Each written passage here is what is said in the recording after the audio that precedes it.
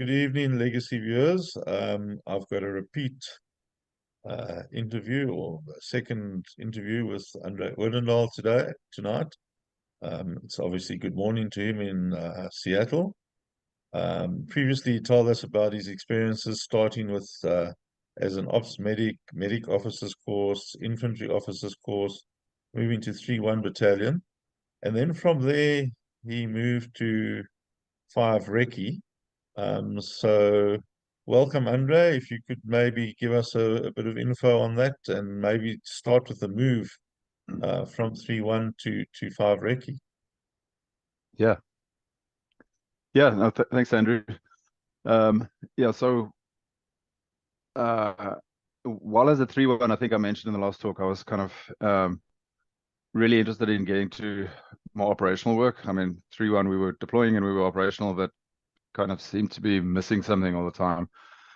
So I did apply to go to 3-2 from 3-1, but the officer commanding 3-1 at the time, or 201 at the time, didn't approve that, so that wasn't going anywhere. And then I did apply for the Special Forces selection, which I think can't be denied. So I put in the application. In those days, I think, remember, you had to write everything down and then give it into admin, and then everything was written, and then suddenly you'd get a signal would come through and you'd be told to go somewhere. So I did do the application, and then I was carrying on waiting, and then a signal came through saying I had to report to Durban for pre-selection training, and I think it was January '87.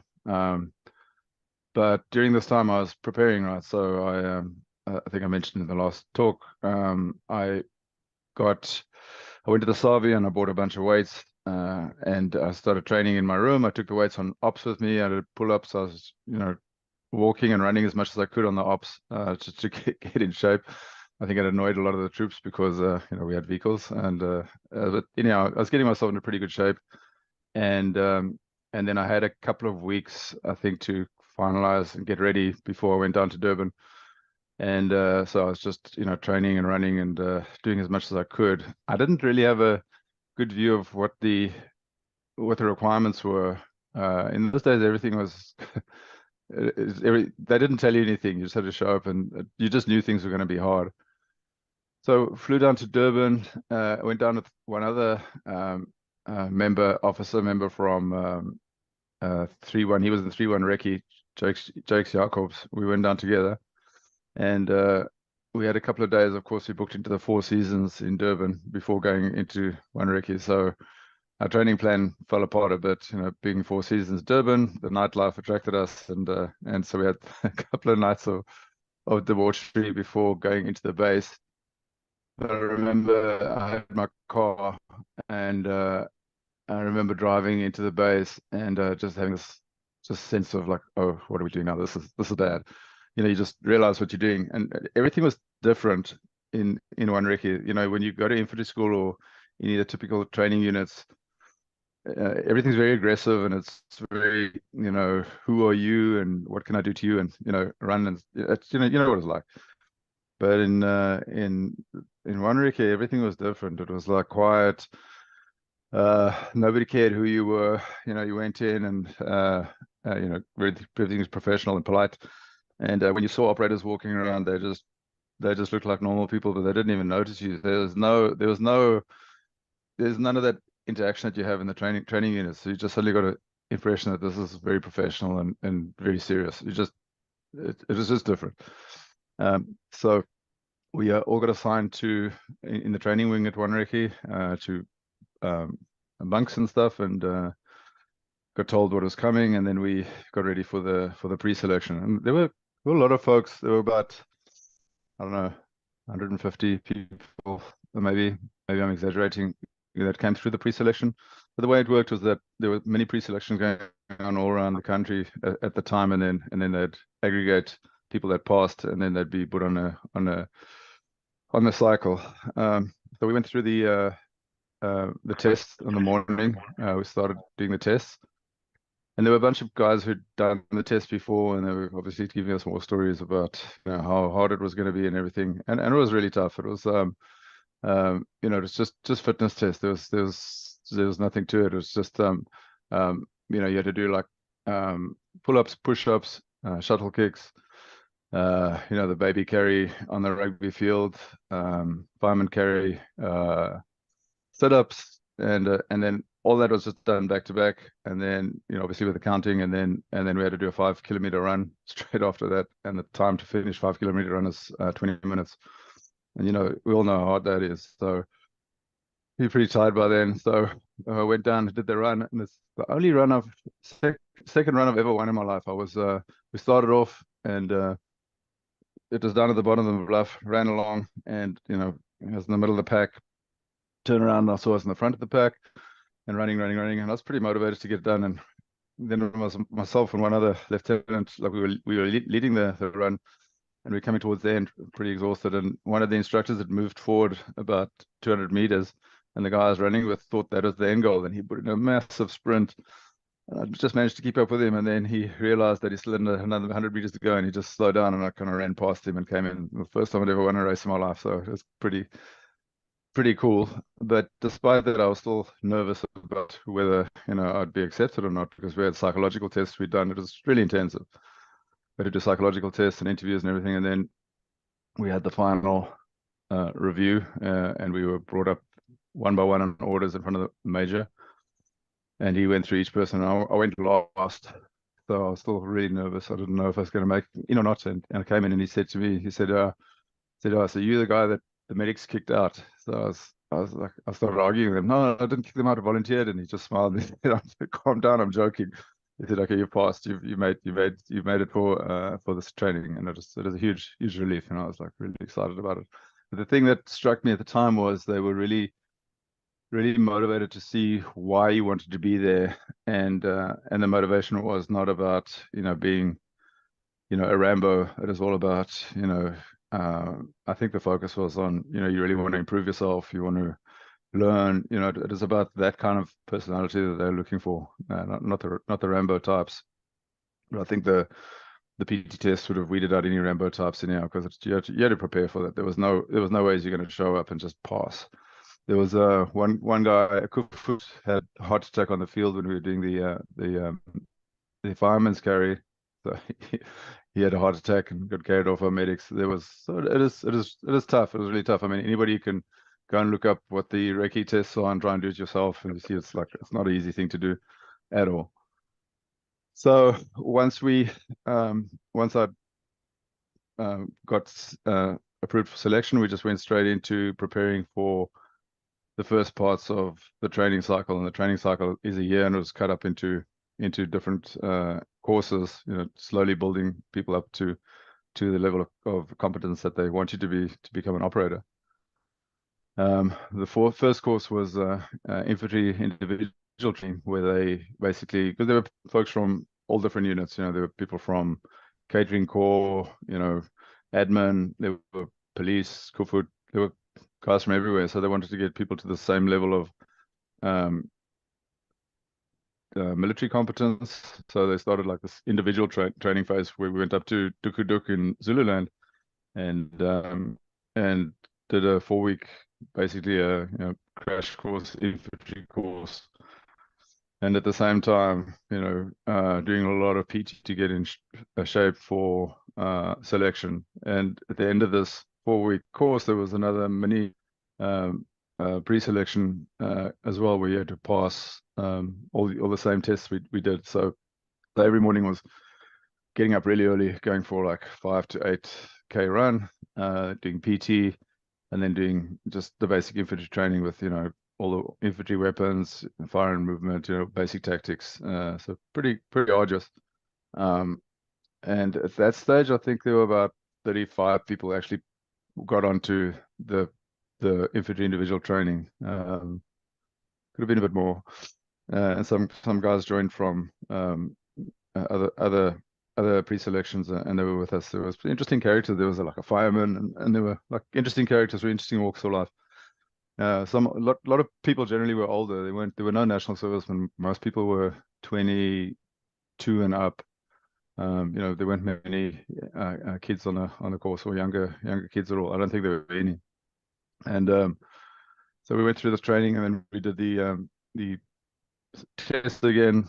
What was super annoying was that we knew selection was coming up, and again, nobody knew what selection was except that it was 3 days long, and we had rumors of like what it was about. And the instructors training us in this phase were all from infantry school, so they weren't operators, and they were supposed to be building us up for selection, but of course, it goes the other way.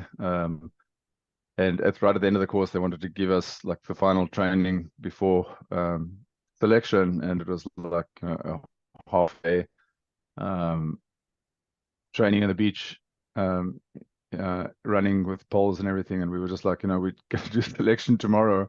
We're already doing this now. Like, can we just get some rest so we can at least? So anyhow, there was a little bit of belligerence towards the instructors, and they kind of calmed down and went back, and we got ready for selection. But during this time, the one thing we did have access to was a lot of food, so we could eat as much as we could. The meals, there was like always a lot of food, so we could build ourselves up.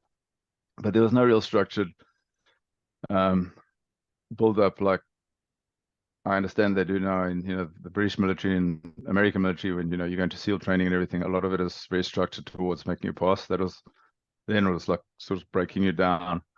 Part of the training, part of the 4 weeks as well, we were just progressively doing longer and longer route marches as well. I think up to a 50k route march.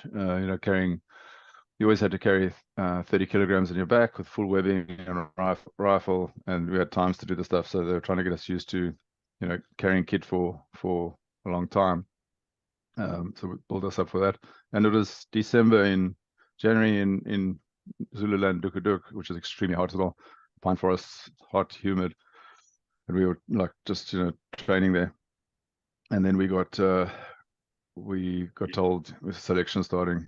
The day it was starting, I think they gave us day's rest, day off on the weekend, and then selection was ready for early morning. We had to get ready for selection. We didn't know what to do. We were just told to, get ready. I think we woke up like 4 a.m. in the morning, got ready, told what kit to have. We all had our backpacks prepared, weighed. Everything had to weigh 30 kilograms with bottles of sand. We weren't allowed to have any food or anything, out of the order. So they actually strip searched us on the parade ground, went through all our stuff, made sure we didn't have anything. You could carry whatever you wanted to carry extra. So what I actually did is I always hated the army boots that we were issued with, and wherever possible I'd wear tackies. And I had a pair of Asics Tigers at the time. That's what was my go-to shoes. So I had them on my backpack. And when selection started, I promptly sat down, took my boots off, and put my Asics tackies on, and that's what I wore for selection. We were allowed to do that.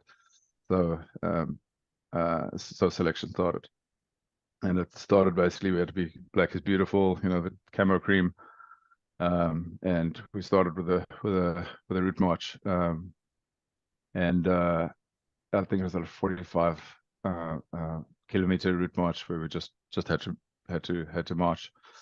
And then we just got a series of exercises that we got given throughout. When that finished, you got another exercise. It might have been a Casevac, where you have to carry people on a stretcher, and everything was time bound. You had a certain amount of time to get something done, so you were always under some amount of pressure. And at times they'd stop and we'd do obstacle courses or some kind of mental challenges where they'd give you like Legos to remember, or they were like puzzles that you had to solve as a group. So there's this constant building up of you're getting more and more tired, and you have these exercises, and there's just these instructors walking around you the whole time with psychologists as well, just evaluating you. Everybody had like a bib with a big number on, so nobody knew you are. They just tracked you with a number, just like Dayglow number on.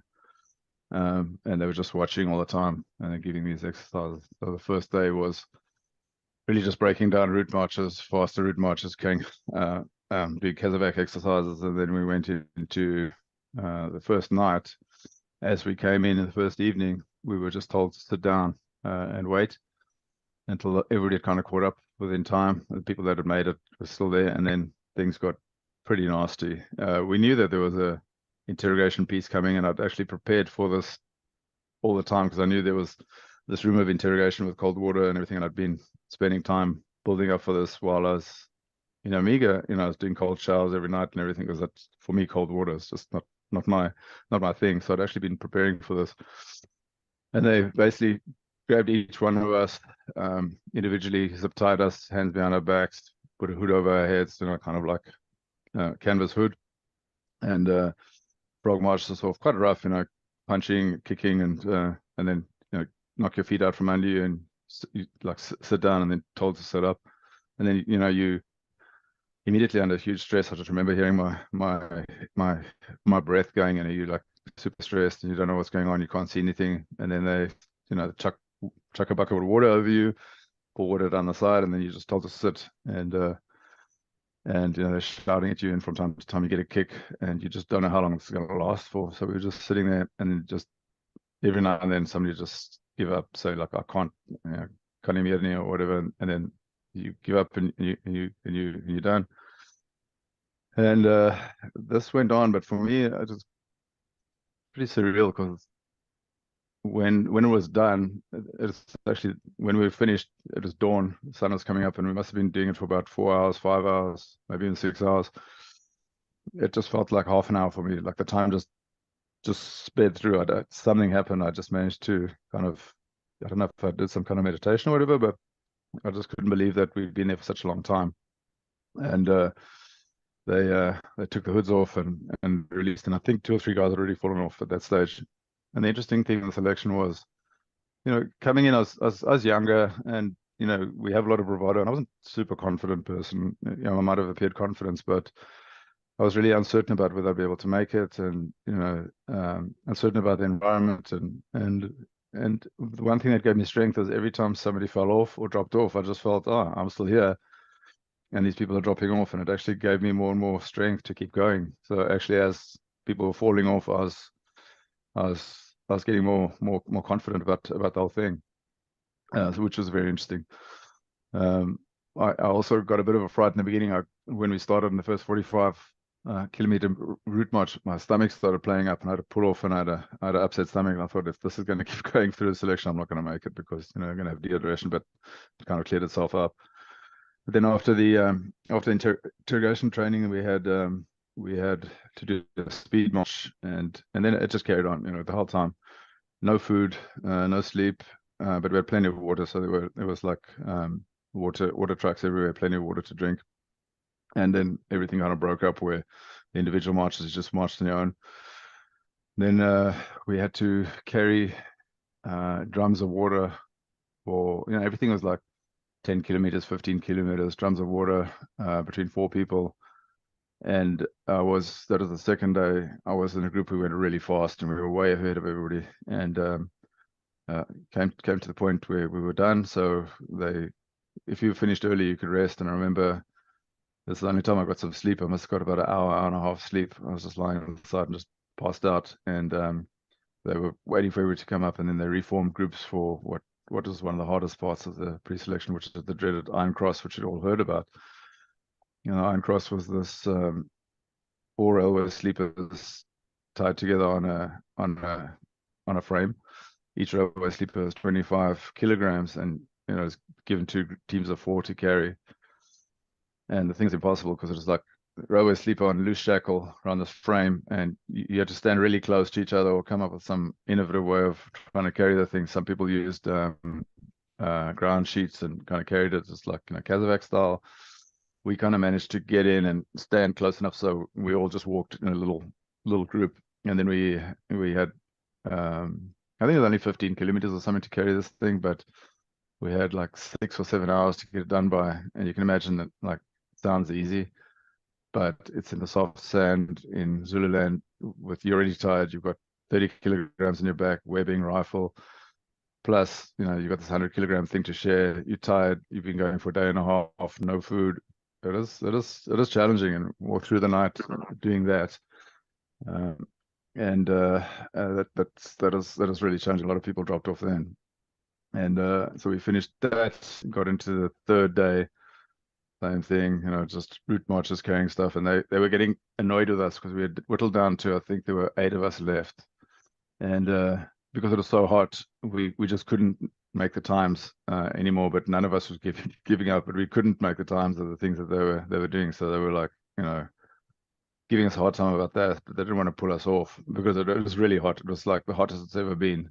So the selection carried on into a third night because they by then typically finishes the end of the third day.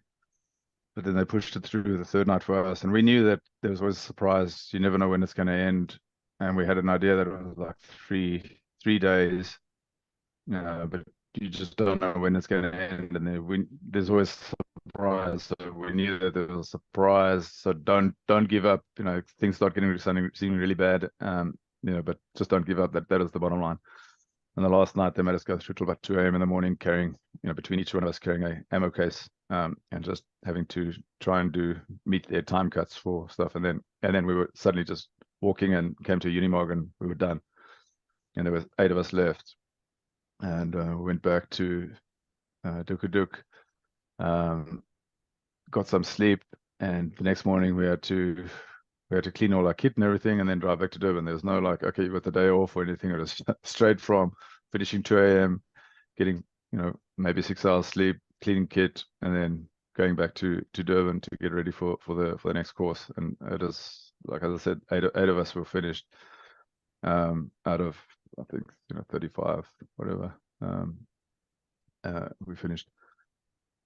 So went back to Durban and got all our kit ready and did the debrief and been told, okay, you passed selection. Now you can start the training cycle, which is a year's cycle, and each course has a mini selection. So it's not guaranteed that you pass selection. You've made it. You just now got entry into misery for a year. And it's starting to dawn on us how serious this whole thing was. It is hard. But the interesting thing was how much discipline just went away. So infantry school, everything was squared away and everything. And I'll share some photos of the next phase. I mean, we stayed in a room. We had a mattress. There was no cleaning of boots. Only thing that had to be cleaned was your weapons. There was no inspections, nothing. So each person just had to look after the equipment and show up and be on time. That's all that anybody cared about. So that is interesting. That actually appealed to me as well, because I always struggled with the overt discipline of the infantry schools and these training units. That is the selection. We straight after selection went on a navigation course training, which was up in Zululand again, and we spent about a week just navigating. They just gave us grid references and told us to, show up on time. It was a sort of kind of forced march. It wasn't as arduous as before with speed wise, but still we'd been done selection. And now we just had to walk every day doing this navigation. There's a lot of night navigation stuff as well. And I actually, it was in Zululand, I was crossing a river and I'd run out of water, and I filled my water bottle up with water out of the river. And that kind of got me into a bit of trouble, because as the course finished, I started getting really bad upset stomachs. And we had to go into the next course, which is a serious course that is Special Forces individual, which is starting to treat Special Forces concepts, but preparing us for the Parabat training or parachute training. And the parachute training, we still had to do the parachute fitness test with all the Parabats. So we had to prepare for that as well. And now I had this really bad upset stomach, so started that training, but it got so bad that I was like struggling to do even like 5 push-ups, 10 push-ups. And I did some tests, and I think I had amoebic dysentery. And I lost a lot of weight, but I managed to stay in and not drop off the course, and I recovered enough, and I managed to keep up. But I suddenly went from being reasonably up there with everybody else to really struggling. I mean, guys were going for a run, and I was coming in half an hour after them, and as I said, I was struggling to do the push-ups, and so it was two weeks in, I was really struggling. But then I started getting my strength back and recovering, and managed to keep up. But this training was starting to focus on all the non-standard equipment, like all the Soviet weapons. So we were issued with, PKMs, RPKs, AKs, all the weaponry that the Eastern Bloc was using. We were just, each person was issued with a weapon, and we just carry them around all the time, sometimes 2 or 3 at a time, because we'd be going to the shooting range and we just walk to the shooting range with all the weapons. And then at the same time we were doing PT to try and get ready for the Parabats training. And this is really interesting, learning the new weapons, and but again focusing on offensive drills the whole time, just doing unit attacks, fire and movement. But with this 8 of us, it was kind of pretty easy. So we were just a section really, doing all this training together, and got pretty close to each other. We got to know each other really well, of course. And then we past that phase, we were getting ready for the Parabat tests, which so we trained for, and then we flew up to Bloemfontein. Those of us that weren't para qualified, I think two guys were already. They came from the Bats, so they're para qualified. So they stayed behind in Durban, and we went up to Bloemfontein to do the Parabat training. Arriving there, we were allocated with the group going through. They just finished their PT course. Luckily, we didn't have to do their PT course. They finished their PT course, and we slotted in with them to do their fitness tests. And I remember the fitness test. A lot of parents showed up for the fitness test. Obviously, it was kind of a thing. The Bats, the parents could come and watch, and so we did all their tests. And their run was not a 2,4, a 3,2 that you had to do with full kit. But they kind of cheated because they had the old school webbing, the smaller webbing. We showed up with our big backpacks and everything, and we had to do the test in our kit. And I just remember all the parents standing on the side of the road, and I was doing the 3,2, and it's at altitude, and nothing's ever easy, So like even then, you're kind of mid-pack in the group, and everybody's very fit, and I just remember thinking like this doesn't get easier, and all the training you've gone through and everything, here you go do the next thing. And it's always hard, there's always something that's difficult and something to overcome.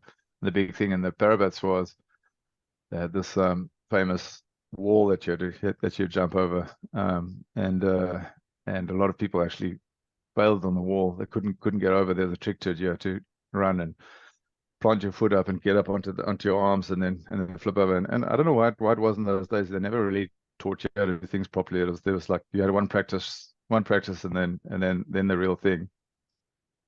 So managed to get through that. Some guys fell off on that phase, which is ridiculous. But some guys didn't become Parabats because they couldn't get over the wall.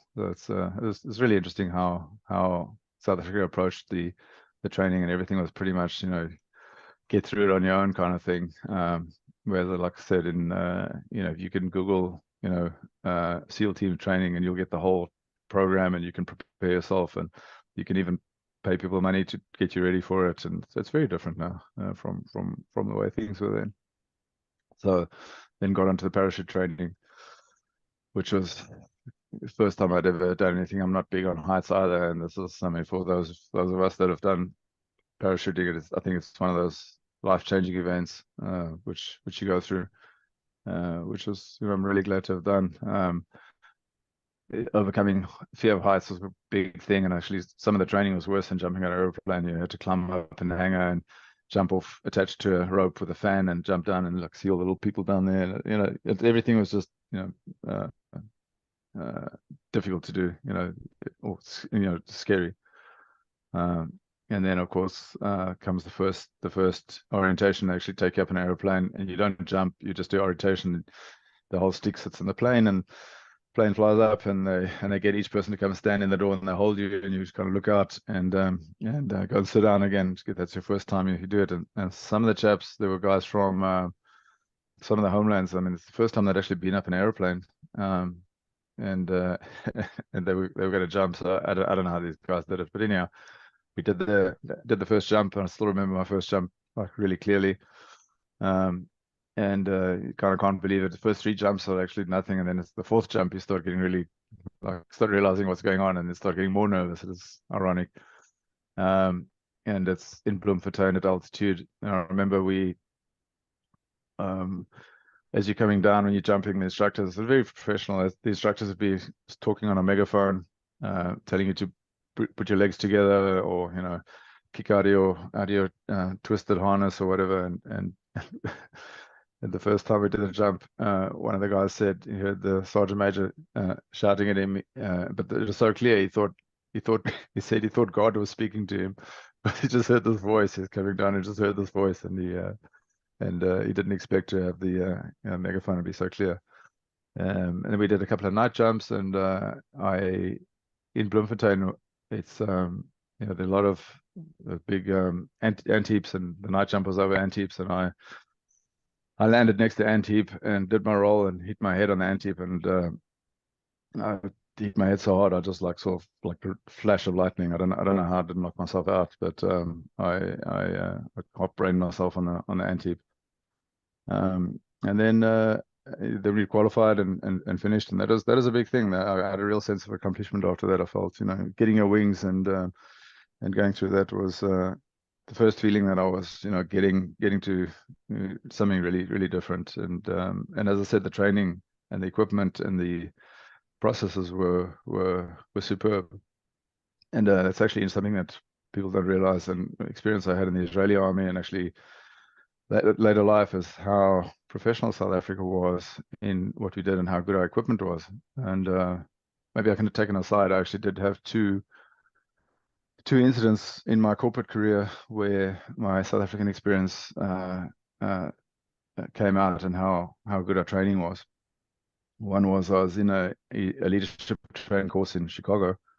I was working for a software company, high quality software. I mean technology, software company, and they came and gave us a speech on leadership, and so the guy was giving us this management leadership training, and it was kind of interesting. And I put my hand up and I said, I was in the South African military, and in infantry school we got taught the three leadership styles. And I don't know if anybody remembers, like, the three leadership styles we got taught in infantry school. It's democratic, autocratic, and laissez-faire. And this stuck in me, like some reason it stuck with me. And we got taught that democratic leadership is the best. And what does democratic leadership mean? It means that you as a leader, you have the problem, you share it with the team, you brainstorm, choose the best solution, but as a leader, you own the solution, you own the execution. So that's roughly what it is. And it's just stuck to me that that's the right way to do things. You'd expect, like, South African military or any military to be autocratic, and the leader decides and chooses. It's not the best style. The guy looked at me and he said, where did you learn this? So I said, no, we learned it in infantry school in South African military. And he's like, said, I can't believe it. He says, this is Kurt Lewin's three leadership styles. And he says, I've never come across anybody knowing this. And it turned out he was actually Kurt Lewin's grandson. And Kurt Lewin is like one of the top philosophers of the time, of like he's equivalent of Nietzsche. And those folks, came out of that school of philosophy.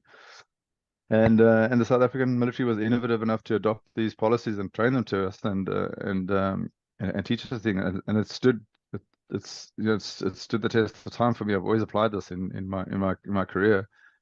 And it was interesting to connect with this guy who was actually the grandson of the person who invented these concepts.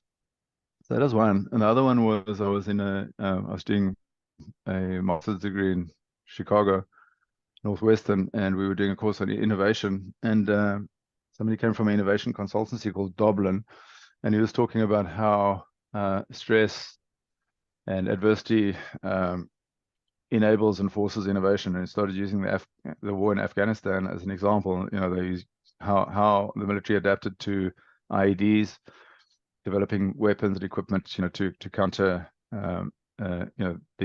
the enemy's use in technology. And the whole argument is how this innovates. And he started talking about the MRAP vehicles and how these vehicles were evolved and developed to be anti IEDs and anti-mines and everything. And it's going on and on. And I was like, this guy hasn't connected the dots. I put my hand up and I said, do you know that the MRAP vehicle actually comes from like 80s analog technology from South Africa?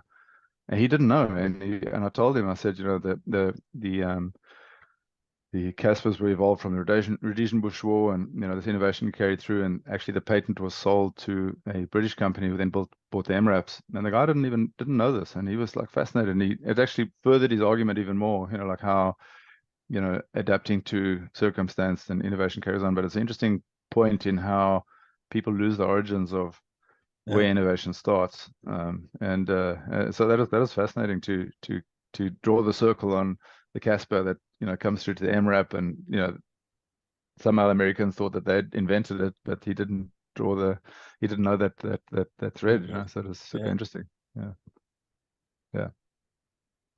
I suppose one of the other things that falls away to a certain extent in the recce and parabat training is rank. I'm It assuming totally is. Yes. you have guys that have been Yes. in the army for some Yes. years and might be captains, and then you have guys that have got one line or possibly nothing at all, and you all become buddies. Yes. There's no hierarchy in a Yes. sense. Yes. No, you're right. Yes and no. So there's no hierarchy, and everybody's on first name terms, and everybody's very direct. As you know, you like very direct in planning. But if you had rank, you actually were always you always put in charge of exercises. So if you're doing a platoon attack, section attack, or any exercise, the people with rank were always put in charge. So you had that extra pressure. So you're always being evaluated as a leader. But yeah, you're right. There was everything was first name terms and everything. But as a leader, there were of us, there were 4 of us, 5 of us. No, out of the 8 that finished, 4 of us were lieutenants. So it was actually quite a high percentage. But you're right. But except that if you had rank, there was no hiding. You had to then do the planning and execution, and they evaluated you on that as well. So it was harder.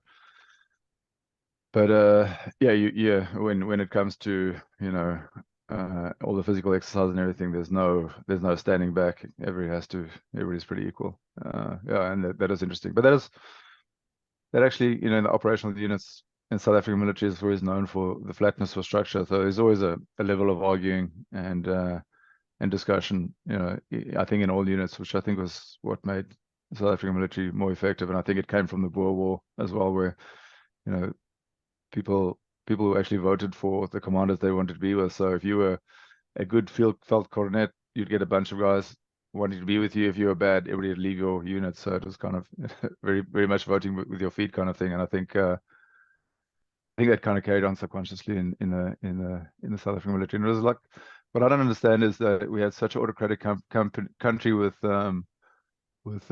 very rigid, and you remember what it was like in South Africa on the weekends, like you couldn't do anything and everything was very rigid. But then in the military, things were very innovative and flexible, and you had this level of freedom. So it was interesting that the country was like that. I suppose it Very was like interesting. that even in the color factor. I mean, you were 3-1 Totally, before. So back in the States, as we used to refer to it, you couldn't go in the same post office door as the colored guy or the black guy, and yet on the border you lived with them, and it was sort of forgotten when it served the purpose. Yeah, one of the things that often interested me, and I'm talking from way back when I was a 19-year-old or 18-year-old national serviceman, is basically everything was about fitness. So the guy that could run fast, do push-ups and do whatever, he would advance, where you could have a very intelligent guy, maybe a guy that got straight A's in matric, but he wasn't a fit, he just didn't have the natural ability. And he would not progress because it was possibly in hindsight, maybe there should have been more of a psychological evaluation, IQ tests, that those guys that were running around the bush, that weren't runners, but had the intelligence to maybe be working behind the scenes, planning or whatever, could also advance. But it's just an observation I made. Yeah.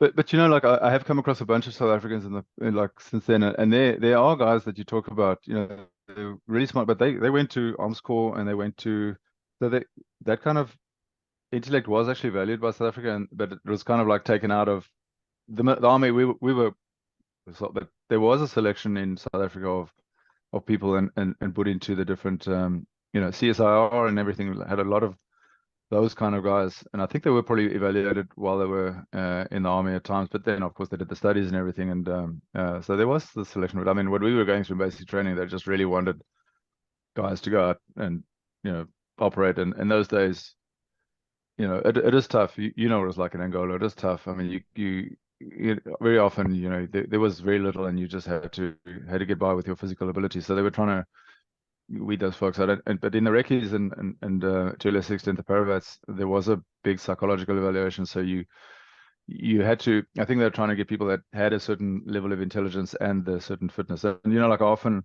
ask the question, like, how did I make it? Why did I make it? 8 of us finished. In the end, of those 8, 6 of us actually finished, completed the cycle and qualified. And I look at myself, and I'm not being like bashful or anything. Like, I'm not the best athlete. Like when I was in the infantry school, whatever, I never won a 2,4. I was top 30, 40% always. But I wasn't the best. There was like always people better than me, and there was always people stronger than me and cleverer than me. And I think just taking a pause here and like how did I get through this? I think it just really came down to two things. Or like one was like the motivation was there. I really had a real good reason to do it. I was really motivated to do it because I was excited about the opportunity that I thought I'd get once I qualified, more operations, more interesting operations, and being relevant. And the other one is the preparation. I did train and prepare. So I got myself ready and I prepared for it. And I actually, I made it seem worse than what it actually was. So like, I expected much, much worse actually. So like even selection wasn't as bad as what I thought it would be. And I'd actually prepared for worse in some cases. So, that anticipation of things was I think what helped me. And you can never know how your mind works. Because I remember when I was 18 and we got our call-up papers and everything, and they gave us this book came out, which everybody knew. It's like a book about the South African military, and they had pictures of Parabats and Recce's, and I remember an obstacle course. They had a picture of the guys going over obstacles in the Parabats, and I remember reading this book and looking at these pictures, and I was in high school, and I just looked at this, and I was just so depressed because I just knew I'd never be able to do that, because I have a fear of heights, and I just in my heart I just thought I'll never be able to do this. So I had this belief, which was complete nonsense. So you can never really trust the way you think or feel, because when you when you get faced with it, suddenly you can do something. So your mind is your mind's a cruel master sometimes, because it sets up obstacles that aren't there. But I remember this feeling, like to this day, of like reading this book, just thinking, these guys are, I'd never be able to do this. And yet I did it. When I did the obstacle courses, it wasn't even a thing. It was like, it wasn't even a factor when I did it. It wasn't anything that I thought it would be, The other thing's more scary, but that was that is strange. The other thing that's quite interesting is the psychological evaluation. I Yeah. interviewed a couple of the first Pathfinders. Yeah. The video hasn't been released yet. And the first thing they did was they had to go to Pretoria to be psychologically evaluated. Yeah. And of the Yeah. 19, I think I've got the numbers right, but of the 19, only 9 passed that. So only 9 went on to be the first batch of Pathfinders. But the 10 that fell out, I mean, they'd already qualified as Parabats and things like that. So fitness was probably not a big issue. Yeah. But 10 of the Yeah. 19 fell out because they didn't pass the psychological evaluation. And I mean, it's Yeah. interesting. We must have been No, fairly it is. advanced to consider that, 40 Yeah. years, 45 years ago already. Yeah. No, you're right. And once I did qualify, part of us, we actually did a evaluation every year. We went and got reevaluated and checked out. But in the end, it was like my last evaluation, I was not taking it seriously anymore. And the psychologist just said to me, you clearly have done this before. Because then you start realizing that you start picking up because there's always these correlations, and then you start picking up the correlations, and you can basically change it. And by then, I didn't care anymore. So they started realizing you're seeing the system, you can game it. But you're right. I mean, it was very heavily focused. But I think, yeah, no, you're right. There was a lot of innovation and attention to selection of the right personnel for things. And our Air Force selection is the same thing. We had top quality pilots, and yeah, you're totally right. There was a lot of innovation, and as I said, our equipment was top notch. Everything, you assume that's how it is, and you assume England or America or Israel is better, but our stuff was the best. It's really, it is the equipment we had was amazing, and everything, from the rat packs, the food, everything was superb. Which you come from, what you know. It's only when you start seeing what other people have that you really appreciate what the effort that's gone in. Yeah. Okay. Then you finished Parabats. You went back to Durban. Yeah, so I finished Parabats, went back to Durban, but by then there was 8 of us, and they didn't want to run the whole cycle with 8 of us, so we had to mark time for the next cycle to come up through because they wanted to build the ranks. So went back to Durban, and they put us, which was very interesting. They put us in Durban. Durban was the training wing for the Recces, and they were running a heavy weapons training course, anti-tank, anti-aircraft, and indirect weapons, and they put us on these three courses. And there we got to train with other operators, qualified operators, a lot of guys from 5 Recce, and that's where I started interacting with the operators, and particularly the black operators, and just loved them and working with them, and it kind of motivated me to want to go to 5 Recce, because in the end when you qualified, you could choose which of the units you wanted to go. So we did the heavy weapons courses. Again, we trained on all the Russian equipment, the 14.5 23mm anti-aircraft guns, 14.5 anti-aircraft guns, down to DSHKs, 50 calibers. And then we went up to Luatla to practice the skills we learned, which was amazing. We drove up to Luatla in Unimogs with all the special equipment and everything, and so for the anti-aircraft course, we were in Luatla, and the school of anti-aircraft school of gunnery came up, and they had radio controlled planes, and you shoot at the planes, and I remember there were like rules, and they said yeah, we've just been through, young SEALs just come through, and they didn't manage to shoot the plane down, and the first day's training was with the 50 cal Brownings. So we all stood up, and I was number 2 on the Browning, and they got the plane going up and flying around and everything. And the guy said, "Okay, fire." And the person else who was firing the 50 caliber fired 2 shots. He shot the plane down. It was blown up in smithereens. So we didn't have a plane to shoot anymore. They were so surprised. Total luck, of course. But then that is the end of the simulated training. So after that, we just had to shoot at ground targets and everything. That was very disappointing for us.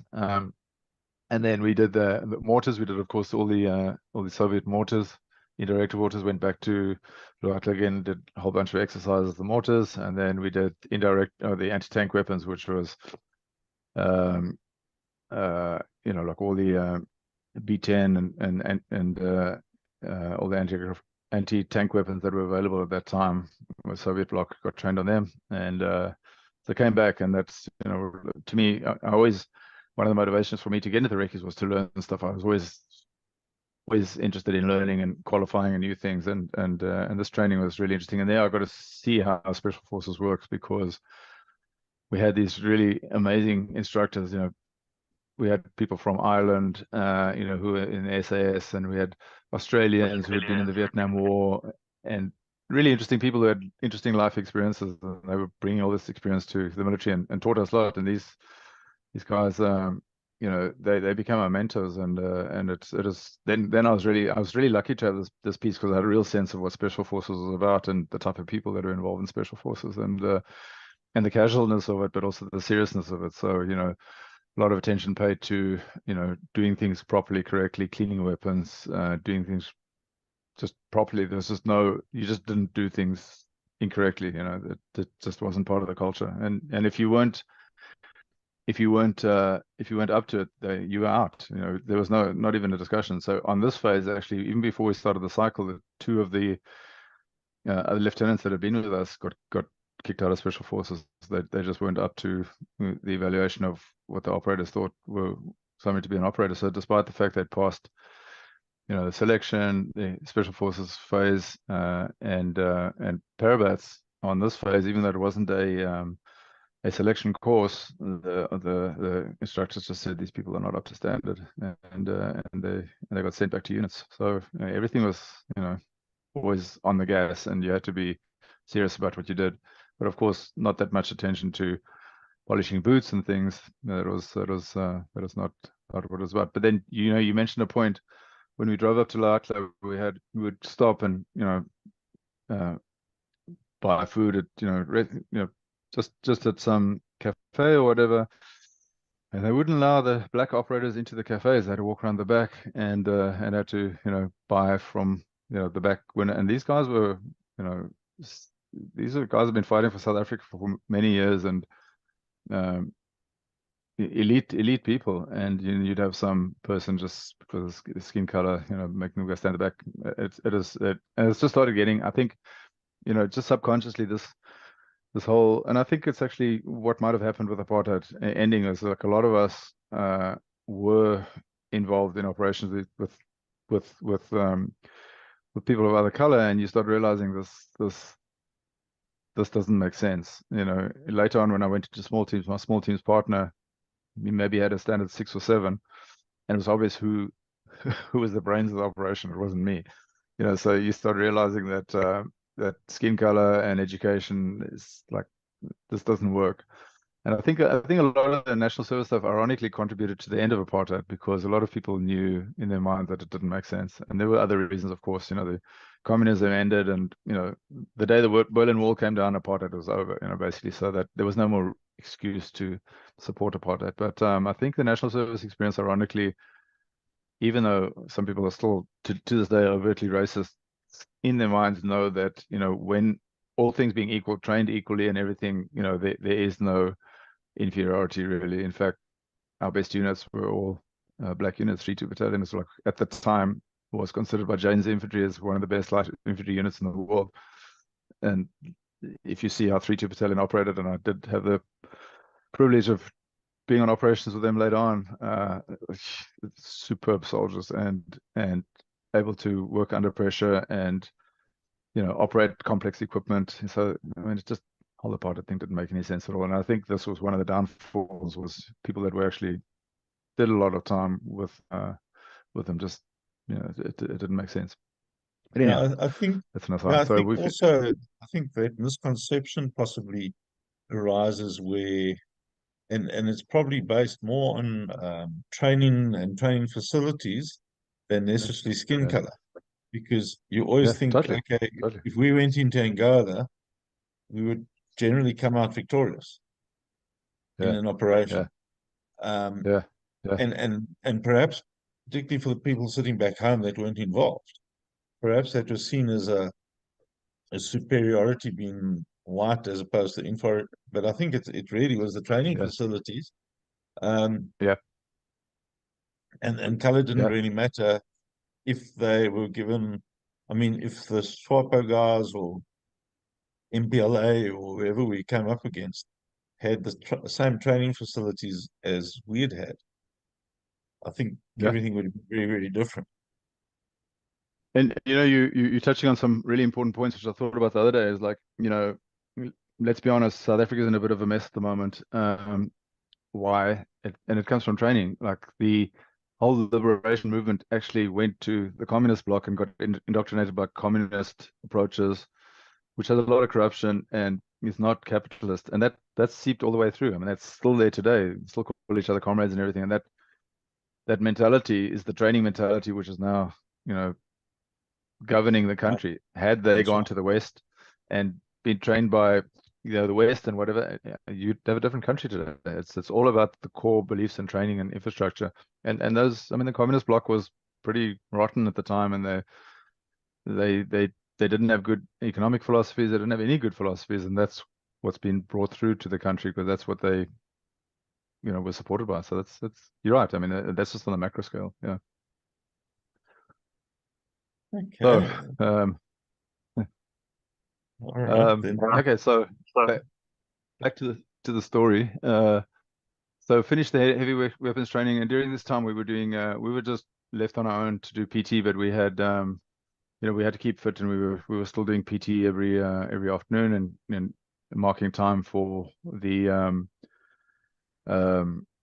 cycle to start again. And we had an instructor assigned to us to do PT, so it still wasn't easy. We were still running around the bluff and doing PT every day and everything, and keeping good shape. But we were so fit. I mean, I remember I remember being told to run around the block, around the officers' block in one Recce, like go again, go faster, go, and we were just like, this was no factor. You could just do it, and you just weren't tired.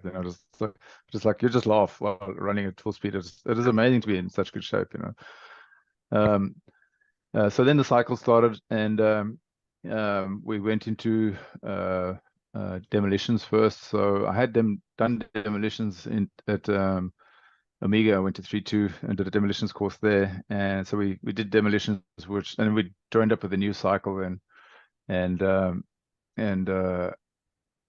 we were like a full complement of the cycle that was going to go through, and this cycle was actually a bunch of national servicemen. I think it was the second or third cycle that had actually taken national servicemen directly and as basic training, train them up to become operators. So we had a bunch of national servicemen come with us, younger guys. And then there were also, I think, the first South African black candidates, because all black candidates in special forces all came from Zimbabwe, Angola, Mozambique, had been fighting in the elite units in Rhodesia. But now I think this is the first cycle where they're bringing internally raised South Africans, so Zulus and Xhosas, and that is interesting. So they had like 5 or 6 guys that had volunteered and come up and were part of the course. So started demolitions. And demolitions, had some kind of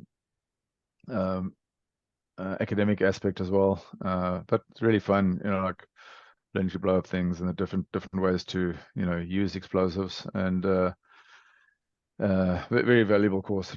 This kind of saved my life later on, just this training and attention to detail. I must say that my motivations when I was in Durban was very often 50-50, training 50% and then 50% like the bright lights in Durban. So whenever we had chance, we were in the pubs in Durban. So my academics were not that great with the course, but I was kind of carried from my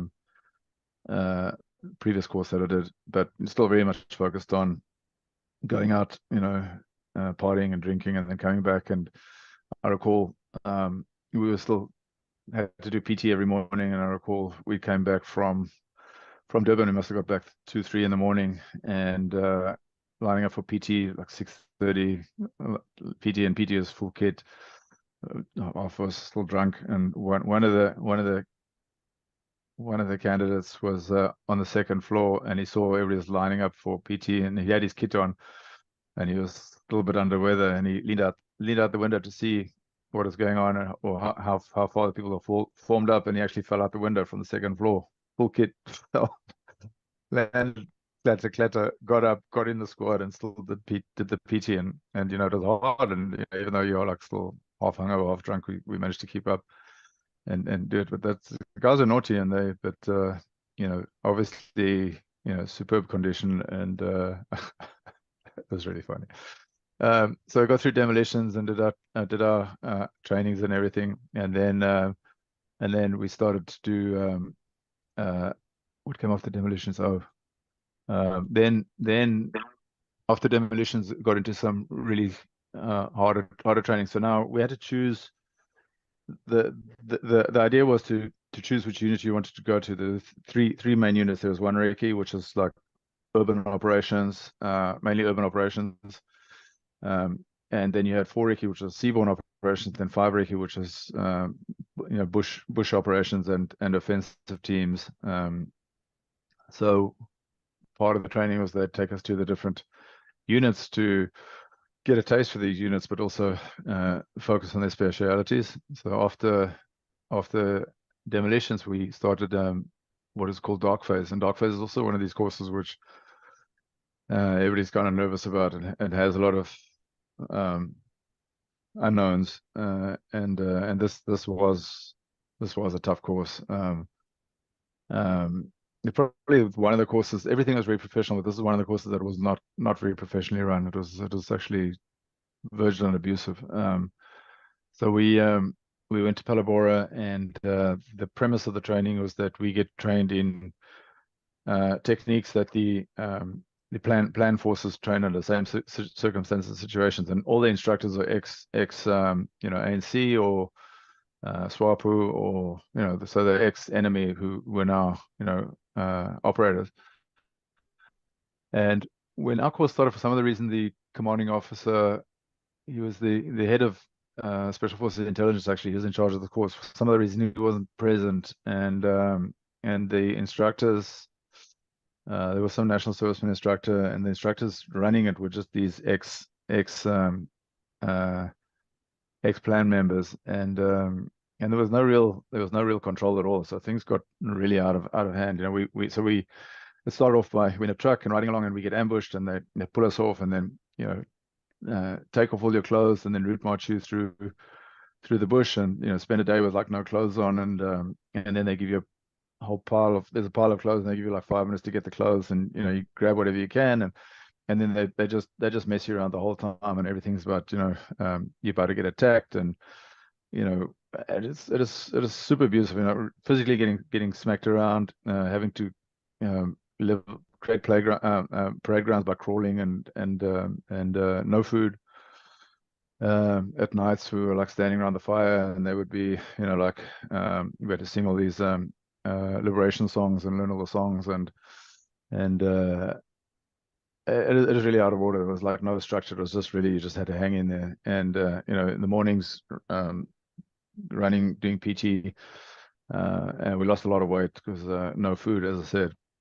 3-week-long course, and then there would be times when food's available, and they'd have you sit on a parade ground, and they would give you a tin of like steaming hot millie meal in a tin, and give you like 3 minutes to eat it without burning yourself. And with no water, we only could go down to get water at night, and everything's done kind of under operational circumstances. So you're always worried about getting attacked by aircraft, so everything is operational, so you had to be on guard, and always wary. So from that aspect, we got a real sense of like what it was like to be trained by a plan. But as I said, pretty abusive as far as the interactions went.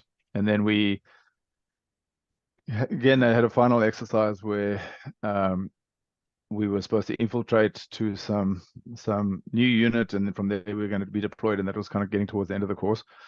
And I was super suspicious of like everything that was going. So we were going to do this night march, and we come comrades and walking along together. And I was with one of the other lieutenants, and I said, I don't trust this at all. There's something weird. Like, let's hang at the back. So we walked to the back, and lo and behold, they ambushed us and caught us. But 2 of us at the back, we just basically ran over one of the ambushes, and we escaped. And the point was, the whole time you've got to escape and evasion is a big thing. So the premise was for us to escape and not to ever get captured. So we got away and climbed up. It's in Palabora, climbed up one of the hills and hid up. And all the other guys were captured, and they were taken back to the base, and they underwent interrogation. So we were exposed to interrogation techniques. So there they were actually interrogated, watered, and went through a whole interrogation thing. And the whole time they were coming out there shouting for us, come back. If you don't come back, they're going to do this to us, whatever. And we were like, I don't care. I'm not coming back. My job is to escape and evade. I'm not going back to, so we heard them through the night, and it was unpleasant. And one of the guys actually had a nervous breakdown. He actually thought he actually had been captured, and he had a complete nervous breakdown. He got sent off the course as well, because everything, of course, was, they were wearing Soviet equipment, and everything was really authentic. but they had an unpleasant time. Like as I said, the guys got waterboarded and you know, went through integration, and then we 2 days later we came walking down into the base, and you know, the instructors were furious with us, but they couldn't do anything. They said like, well, you did your job and you evaded, but they were not happy with us. And then the course ended, but that was kind of that, what they call the dark phase. And then after that we went to 4 Recce to do small boats, and everything was done like we had just access to equipment. Like we had a Dakota like flew us, because we were in 2 groups at the time. Like Dakota flew us down to 4 Recce, and you know, so everything was just we just had all this equipment and stuff available to us, which was really nice. We went down to 4 Recce and did the small boats orientation, and this was a very professional course. I mean, 4 Recce was very professional. These guys were, you know, that is the other side of things, you know, they're very professionally done. And we learned all the small boats techniques, and canoeing, and you know, sea techniques, and you know, did some sea orientation stuff. I remember we were canoeing down the Breda River, and I had one of the black guys with me who'd basically never been to the sea before, and we were canoeing along in the klepper canoes. They had these like collapsible klepper canoes that you collapse up. And we were coming down the Breda River, and we went from the river, went out to sea, and then to come back and do a beach landing. And we're canoeing, the 2 of us, and a seal came up, and it was like next to us, and started coming up and bumping the canoe. I remember the guy saying to me, he says, "Oh, what is this? It's a dog, but it's a fish." He didn't know what it was. It was like basically like never seen a seal before. It was amazing, like, you know, seeing the different things, and seeing people having exposure to, you know, environments that they've never been to before. So one of the trainings as well in 4 Recce was they do kind of like diving orientation. They had this like big glass tank, and then each person gets a chance to go in with diving equipment, and you go into the instructor, and then they spin you around a bit, and then they pull your mask off and just see how you react. So it's like unpleasant, because none of us really done it, but it's okay. And we all got a turn to kind of watch each other go through this. But one of the things that happened when we got to Longabaan Donkergat, we got there, and we got on the ferry to go across, and halfway across they stopped the ferry, and the instructor said to us, "Is anybody here who can't swim?" And everybody's like, "Yeah, we can swim." And so they made us jump off and swim to the dock. But guys were wearing full uniforms. Some guys were wearing jumper boots, pretty heavy, and some of the guys couldn't swim that well. So very soon, a couple of guys were like in trouble, and the instructors had to dive in and pull them out, and they weren't happy about that. But that was kind of like what it was like. Everything was water orientated. So, you know, every morning was we'd have to do what they call skinnies, and it was winter in Longabaan. It's cold. We had to like climb up this tower, jump off the tower in our underpants, and swim in cold water, and I did not enjoy it. As I said, cold water is not my thing. And they actually we went down to do the harbour in Cape Town, just to show us how harbours work and everything. And I was driving down with a sergeant major from 4 Recce. He was with me. We drove down together, and he was asking if I wanted to come to 4 Recce, because I think they wanted me to go there. And I was just immediately like, I'm sorry, I'm not going to survive here. It's too cold. I don't like the cold water. I don't like, you know, it just wasn't my thing at all. But I must say, I think in hindsight, is 4 Recce is like one of those, you know, super professional, very innovative as well. I mean, the way they you know, developed the equipment and everything was very interesting, you know, by the seaborne operations. And they weren't just seaborne; they came and did operations in Angola as well. There were some famous operations where they, you know, swam down the Kanene River to blow up bridges and stuff, and got attacked by crocodiles, and like this whole interesting story. I mean, they were really it was a really interesting unit. And then we finished small boats orientation. I'd done dock phase, and then we started getting into the final pieces of the cycle, which was survival, and then minor tactics. And minor tactics was the course. So went up to the Caprivi to our training base called Fort Doppies to start our survival training. Survival training was 3 weeks survival in October, November. And at this stage, we were joined by some very senior operators who were going to be instructors, some operators that had been in Sulu Scouts, Rhodesian SAS, obviously tenured in the Recce, been on a lot of famous operations. And so we got introduction to Fort Doppies, and they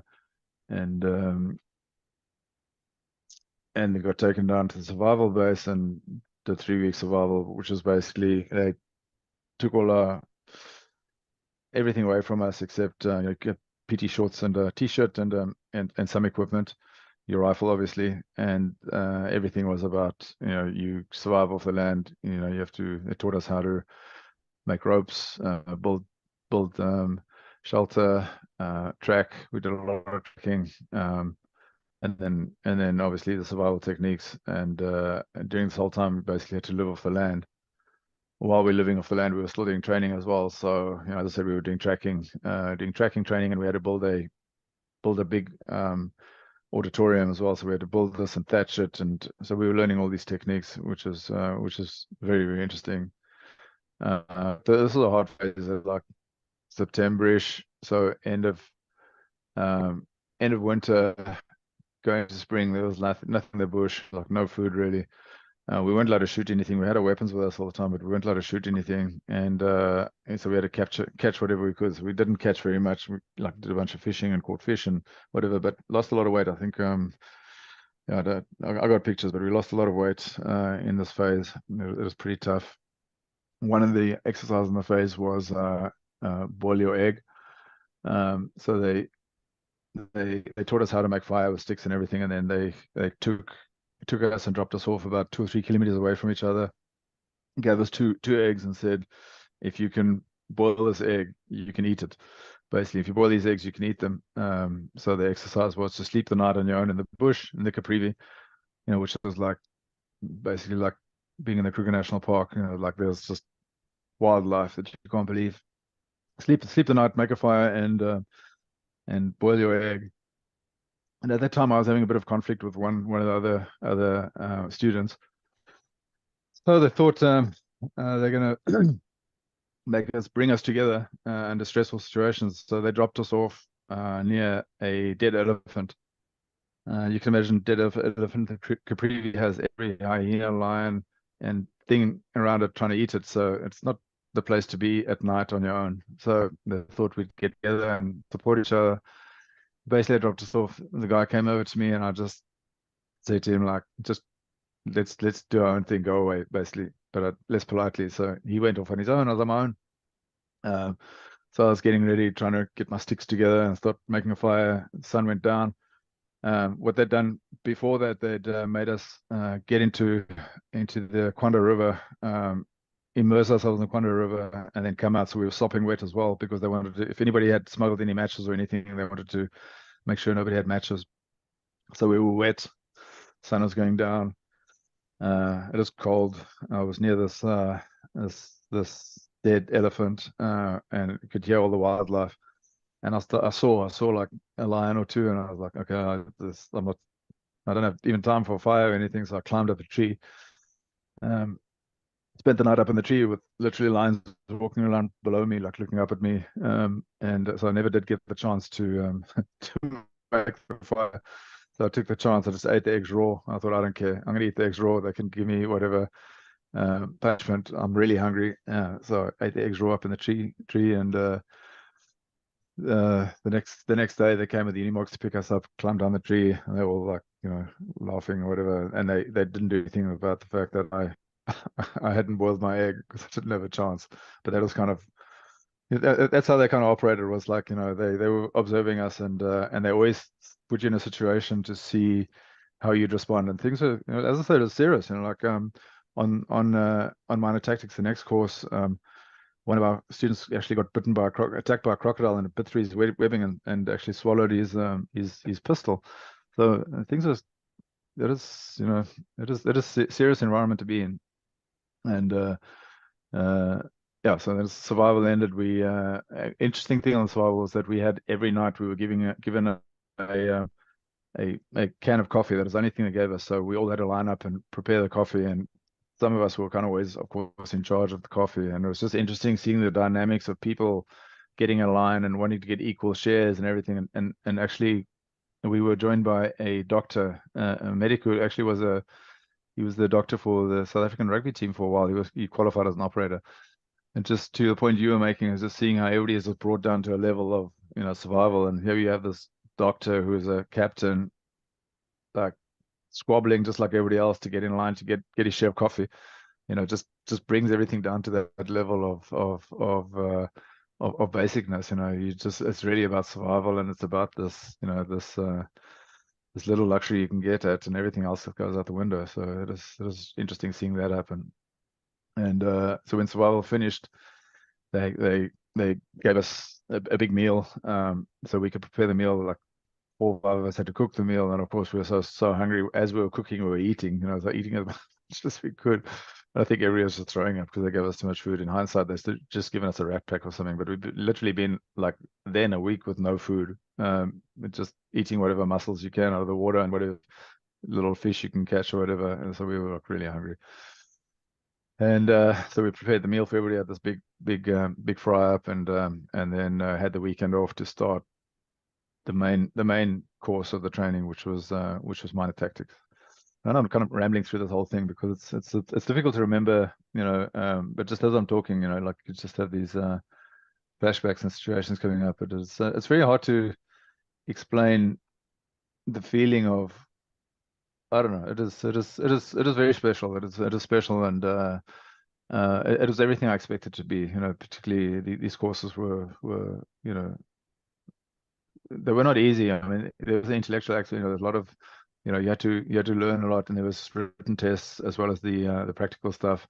Survival course was hard. You had to do a tracking test. You had to know all the animals. You were always tested on stuff, so you had to know your stuff.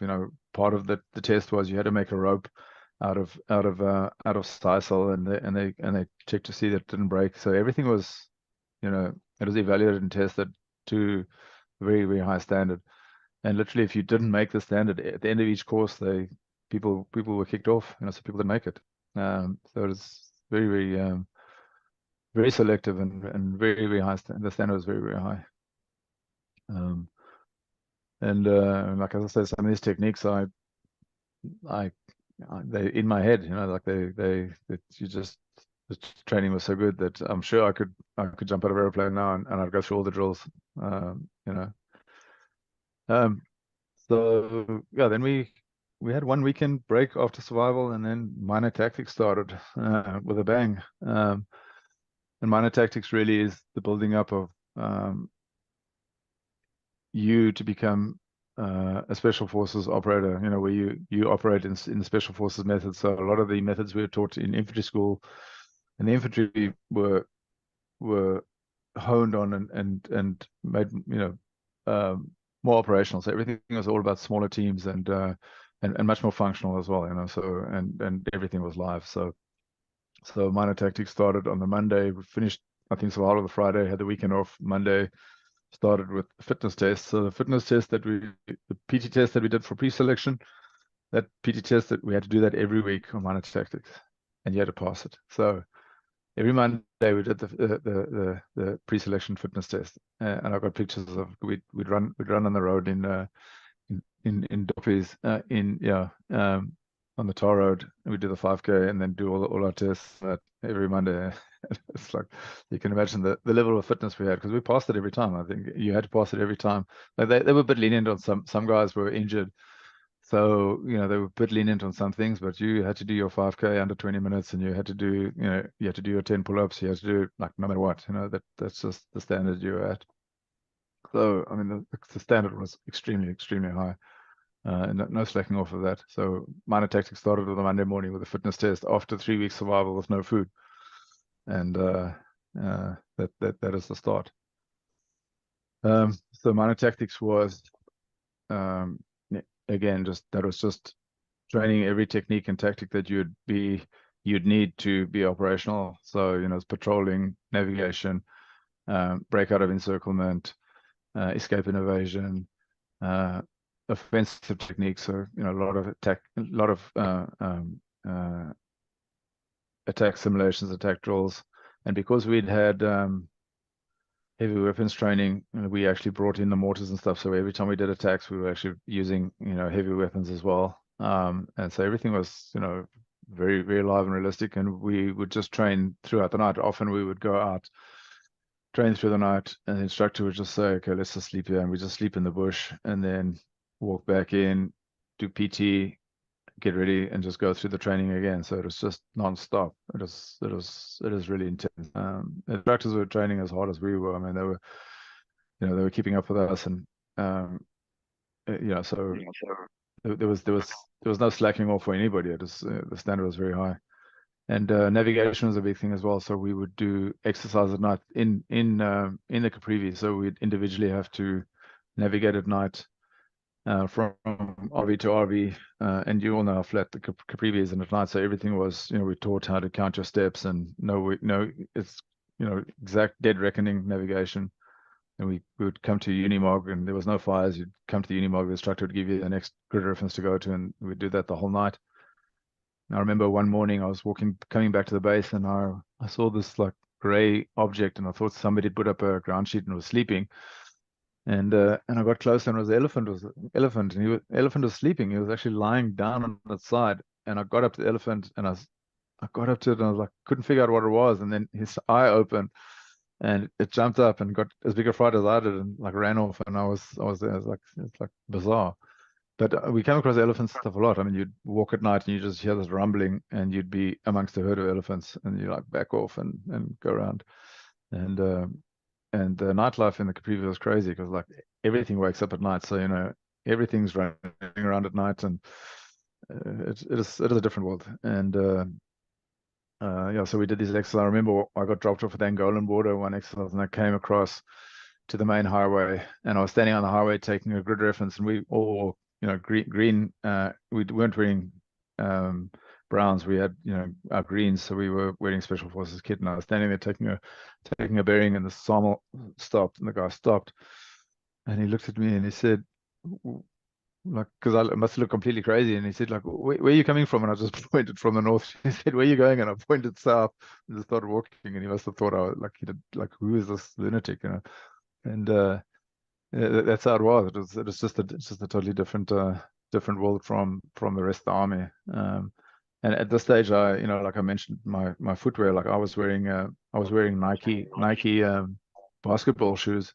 I wasn't even wearing army boots anymore. I had my own kit and everything. We were allowed to do that. We were allowed to wear whatever shoes you wanted to. Basically, equipment was modified. So everything was very functional, but it had to be functional. Everything, we always had to have all our equipment on us, so we'd always get spot checked. So we'd always had to have a manifest of equipment and got spot checked, and everything had to be perfect.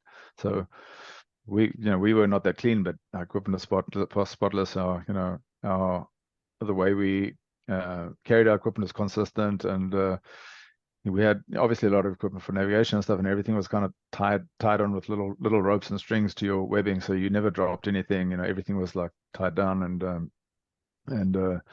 very shipshape, and always carried everything you needed. And we always had to have at least 2 liters of water on our webbing, and they checked us all the time. You never ever drank that 2 liters of water. And again, that saved my life later on as well.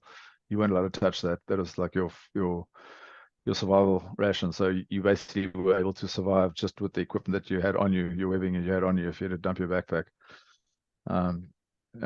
So yeah, we just did all the training possible with all the equipment. And then coming towards the end, we had another obstacle course test where under fire we had to run over this obstacle course. It was like a whole obstacle course of like poles and everything, but under live fire, and then do a mini attack. Each person did it on their own, and we evaluated. And it was probably the hardest, most tiring thing I've ever done in my life. Because you had to do it under a certain time. You're crawling, running, jumping, having to shoot accurately. Chuck grenades, do a little attack. It was exhausting, and we had these things all the time. So that was got through minor tactics. I think nobody dropped off in minor tactics. We all made it. And then the end of minor tactics was the actual operation. We were set up to actually go on an operation, but before we had the operation, we had a formal dinner. And Colonel Bestby, who was the head of One Recce, came up. Anybody knows Colonel Bestby is a very serious person, operator. He was played hooker for Springboks as well.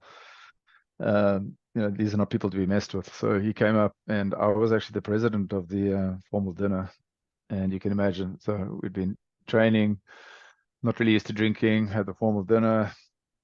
I was sitting next to Colonel Bestby, being the president, and I realized things are getting out of hand when a bun bounced off Colonel Bestby's forehead. Somebody chucked a bun at me and it hit him on the head and bounced off. But people were getting sorry. He didn't mind. Like, all credit. Like, things got really out of hand, but they kind of tolerated it. And so it was we had this massive formal dinner. Everybody got really drunk. And then the next morning we packed up to go on the operation, which was it's coming up to Christmas. It was an attack on Jiva base. Like you will know, on Jiva base. So it was going to be an indirect weapons attack on Jiva base. That was our course operation. So we went to Ondangwa and started planning for the operation. Because we'd been heavy weapons trained, like 3 of us, which was decided we were going to do an indirect attack on Jiva.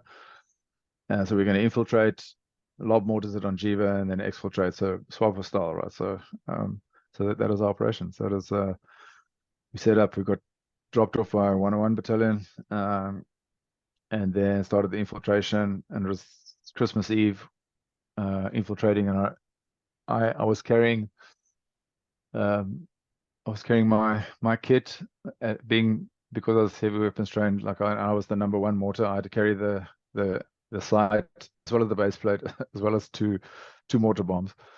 So my kit was weighing about 100 kilograms. I'm not exaggerating. My kit was literally 100 kilograms, and everybody else was carrying mortars and their kit as well. But the good thing for them, all their stuff got we fired it off, so their kit all got lighter, mine didn't. So we started off, and we infiltrated, but the instructors were up in front and they were carrying almost nothing, and they were going at a pace. I literally thought I was going to die. It was like carrying 100 kilograms, trying to keep up. It's like crazy. At one stage, one of us slipped and fell. One of them, and kit fell on his hand, and he broke his 3 fingers on Christmas Eve.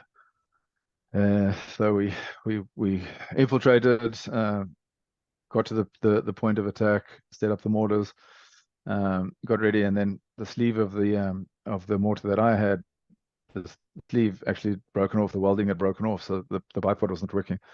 But because we carried like all sorts of kit, super glue was one of the things that we carried for a number of reasons. So guy ripped out his super glue, got the collar, super glued it, got it on, held it, super glue held.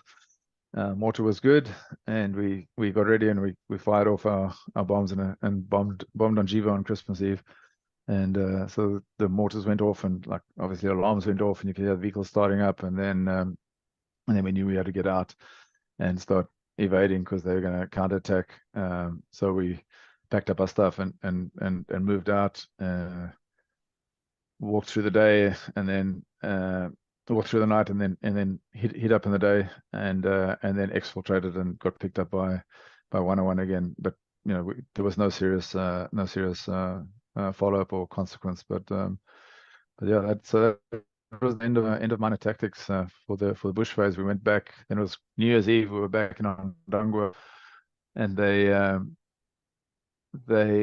obviously New Year's Eve parties and everything, and we were forbidden to go anywhere. We were like kept in the base. We weren't allowed to have a single beer. We weren't allowed anything, because they knew if we went into the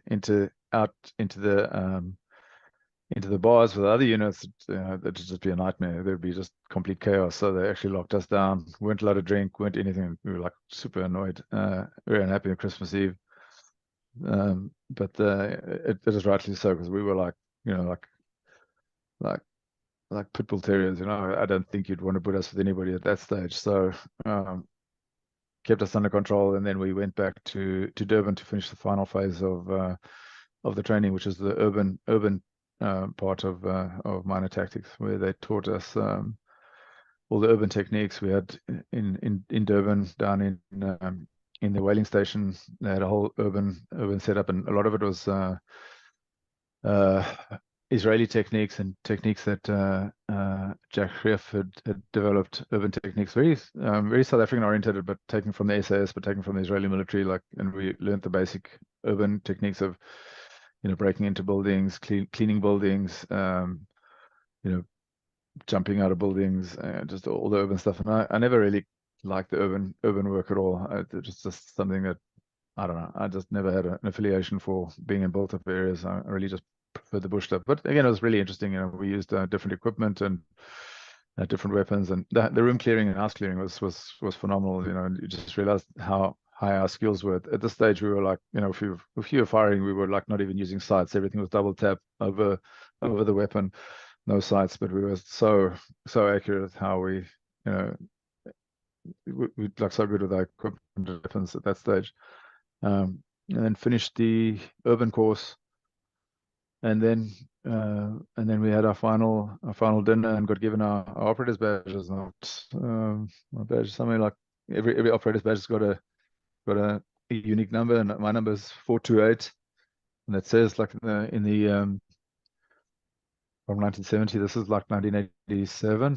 In that time, only 428 people qualified as operators. So the selection whole process is pretty arduous. I believe it's 0.2% of applicants passed to actually become operators.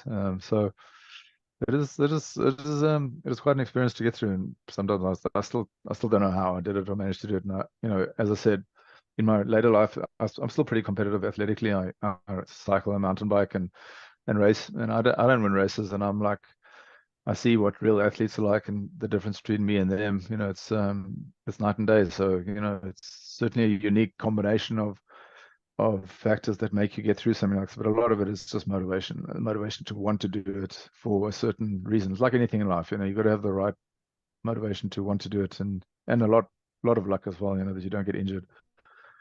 I think if you speak to any operator, that's the thing is the motivation to want to do better, to want to be relevant, to want to be on interesting operations, to learn things. That's the real reason for getting in, and to keep going.